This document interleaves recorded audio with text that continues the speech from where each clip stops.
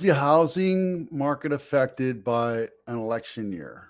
Let's talk about that, as well as when will the market crash. 4th of July events coming to you this week. Willa Glenn House of the Week, Monday Bay Area Luxury Home of the Week, and the 12 Bay Area Market Report. Let's get moving here. What's going on? The housing market during an election year, is it affected? Sometimes. This chart right here shows you the increase in value or the appreciation of general property across the United States over the last 2013 was an amazing year.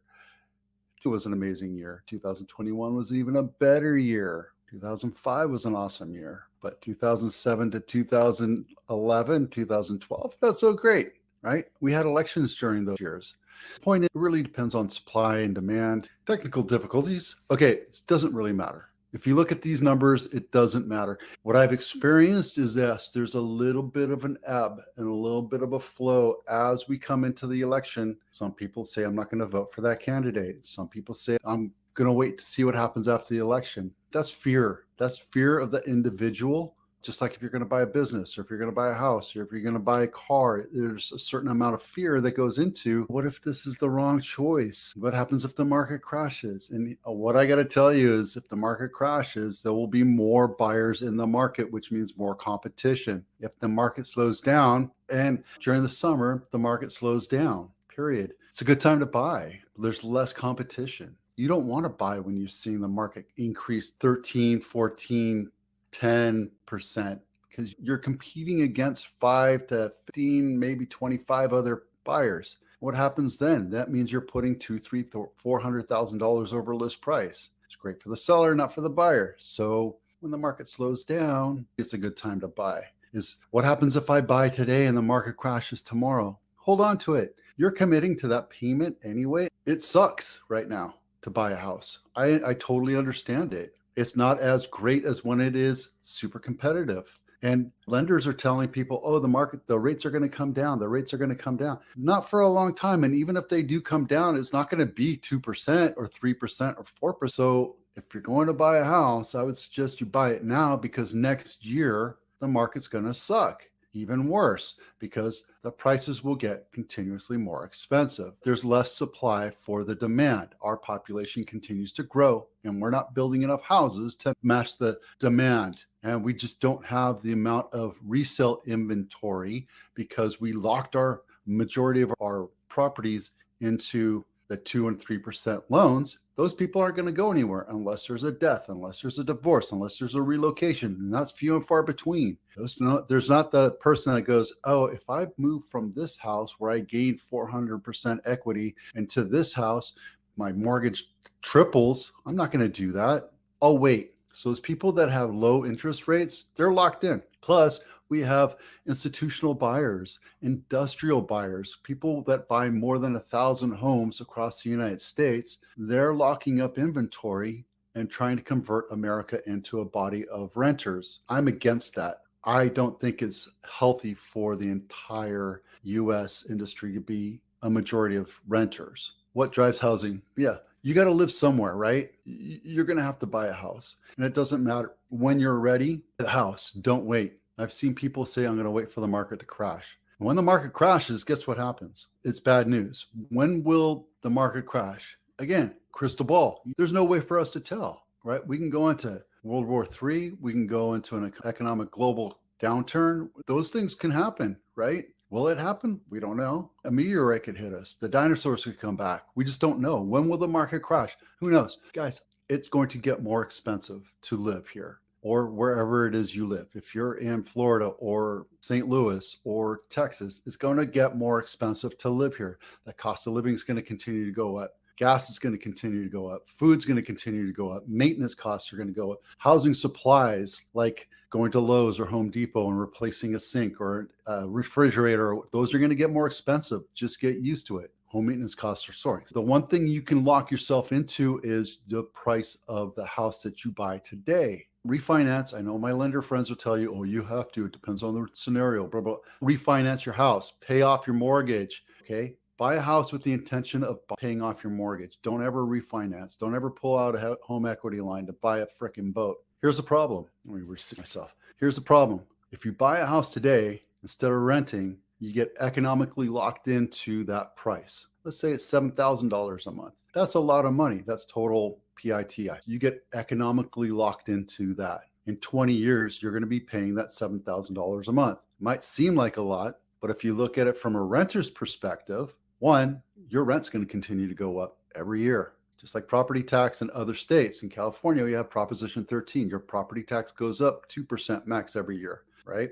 Your property tax is going to go up every year. And if you're a renter, you're paying property tax and you're paying insurance, you're paying interest for your landlord. Not only that, you're also paying off his loan and you're paying someone else to live off of you. There's some kind of cash flow on that. So should you be a renter? Don't think being a renter is a smart thing, especially these days, because rent will continue to go up. Now in California, it can go up 5% every year on the situation. Some houses are protected, some places are not protected. It can go up 10%. Go down here, consumers now, households, median price. The median price will continue to go up over years, right? Rent prices will continue to go up over the years. I don't care if you live in Indiana, rent prices will continue to go up. Now, you might have a nice landlord and keep you at $600 for the rest of your life. If you do, God bless you. But that extra money shouldn't be spent on goofing off. It should be spent on investing. Go buy a property and then rent that out. Our housing supply is horrible right now, and it's going to be horrible until they say 4 months. I say 6 months to make it a balanced market. Rental vacancy that's not going to be a problem. If you rent, your landlord could evict you for any reason whatsoever. Hey, I'm going to sell my house, or I'm going to sell the apartment, or you're not making your payment, get the hell out, or what have you. Landlord might not fix that refrigerator, or they might not fix that disposal, or they might not fix that garage door. So if you own it, yeah, it's going to suck. But you know what? That's what happens when you become an adult. You have to decide to do that. Can you afford it? If you can't afford it here, do it over there. But buy a house. Go to Salinas, go to Monterey, go to Hollister, go to Fresno or Bakersfield, or go to another state. I get it. I don't know what I'm doing. I don't know what I figured out. I haven't figured out what I'm going to do with my kids yet. My son's 21. He's finishing college. My girls are getting into college next year. The plan is in flux, but I know that the smartest thing for me to do is put them in the house and help them buy a house, help them with a down payment. I'm going to get them into a house because I can't see them throwing rent away every month to a landlord that doesn't give a crap about you.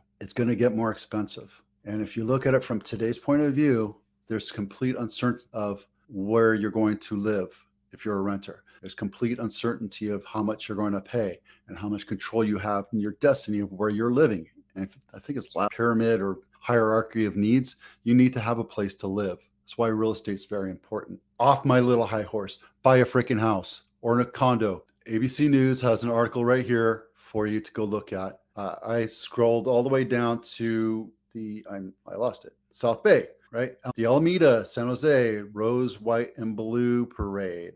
4th of July fireworks. Again, the link is down below in my blog. And if you're watching it on a video, the link is down below to the blog. So or you can do a quick search. 4th of July fireworks at Almaden Lake, Santa Clara County, 4th of July celebration, San Jose, Santa Clara City, 4th of July celebration at Mission College, Gilroy annual fireworks show, Milpitas. There's tons of places to do it, but the best place to do it is at La Colina Park. Last time I swear there was 350 people on the hill. If you know La Colina Park, it's a 25.5-acre park. It's the second largest park in San Jose. I'm the adoptee of the park. I'm supposed to go around cleaning it up every once in a while.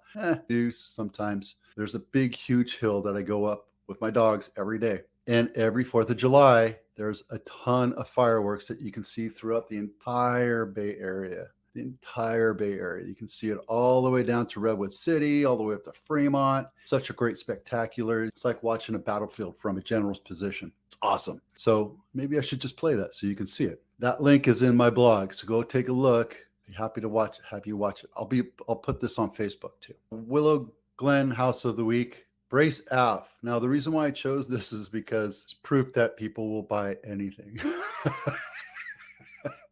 I don't know if you can see this or not. Let me open this up real quick.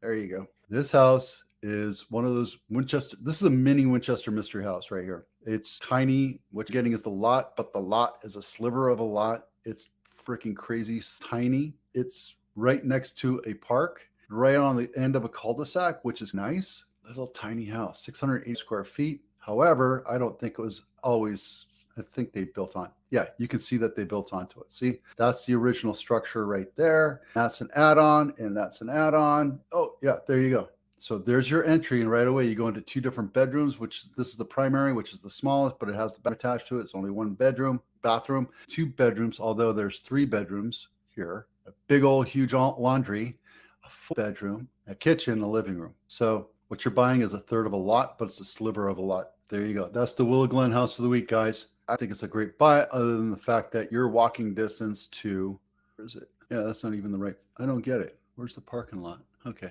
Anyway, there you go. Here's the luxury home of the week. $23 million, 7 bedrooms, 7.5 baths, 7,000 square feet on 3 acres. Okay, so I love the windows. I love the fact that these windows are so huge, you see the entire valley. So you're on top of a hill. It's a good looking home. Just not a big fan of the flat roof. Very modern, chic, nice looking. If you want to look at it, links down below. Go to my blog, you'll see it. Okay, home inspection checklist. This episode is brought to you by the Home Inspection Checklist. If you're thinking about selling your house, download this inspection checklist, because this is what property inspectors will look for. It'll help you do your honey-do list, or get that stuff done. It'll walk you through the kitchen, the bathrooms, plugs, switches, windows, etc. So at least you have a list, a honey-do list. And then once that gets done, make sure you disclose it, everything you've ever done to your property. And then we'll have a property inspector come in, and then you'll have a clean report. You can also do it as a buyer, so you can actually do checks when you're doing a walkthrough of the house that you're in contract with. So nothing super exciting here. Santa Clara is still #1 in volume